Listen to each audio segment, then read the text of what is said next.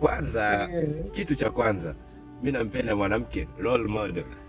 Nahitaji sifa moja tu, role model. Hizo nyingine staji. Role model. Awe na mwili fulani, unabebeka. Unabebeka. Kwenye shida. Lakini hizo nyingine tuziache. Hatari kweli. Basi jambo jema. Ni kweli. Kwa hiyo bwana, kiufupi tunahitaji wanawake ambao ni wapambanaji ili tukikwama waweze kutukwamua.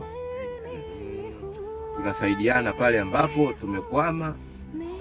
Sio kwangu mimi tu, hata yeye anaweza akakwama akahitaji msaada kutoka kwangu mimi. Sio mwanamke ambaye anajali au anategemea kila kitu kutoka kwa mwanaume. Sasa hivi dunia hii ya leo tulionayo haiendi hivyo. Haiendi kwa au naongea uongo ndugu mtaka. Wanaume sio wanaume, tunathamini sana yule mwanamke ambaye anatujua hatuna. Ni kweli. Ila inapotokea unakuwa na mwanamke ambaye ukiwa nacho ndio unaona lavu yake, kama hauna unaona, na huyo ni hatari sana kuzidi hata mchawi. Huyo ni hatari sana.